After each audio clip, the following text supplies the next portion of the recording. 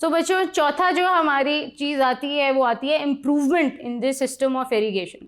मैंने जैसा कि आपको पिछले लेक्चर में ये भी बताया था, जब हम 3rd चैप्टर में ये शुरू में पढ़ रहे थे कनाल सिस्टम के बारे में, कि पाकिस्तान के पास अल्हम्दुलिल्लाह बहुत अच्छा कनाल सिस्टम है और हमारे पास बहुत ज़्यादा कैपेसिटी है कि हम स्टोर कर सकते हैं डैम्स में पानी को।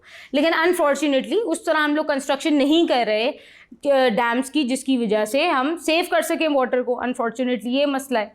अब बच्चों एक और बहुत ज़्यादा इशू जो हमारे पास ये भी है कि हम लोग जो है जो traditional, instead of traditional distributaries, यानी कि ट्रेडिशनल डिस्ट्रीब्यूटरीज में ये है कि जो नहरी पानी है उन्हीं के रास्ते बना के फसलों में दे दिए जाते थे। लेकिन अब बहुत ज़्यादा इम्प्रूव्ड किस्म की डिस्ट्रीब्यूटरीज आ गए हैं, यानी कि डिफरेंट टाइप्स की ऐसी टेक्नोलॉजीज़ आ गई हैं, जैसे कि ड्रिप हो गई, ड्रिप टेक्नोलॉजी है, स्प्रिंकलर है।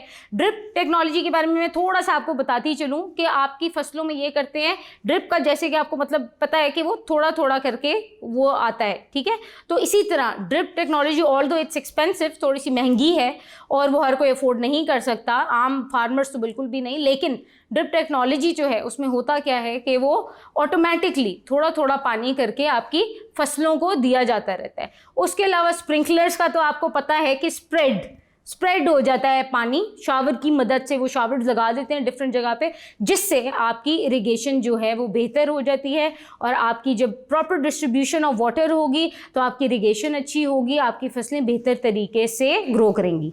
Thank you.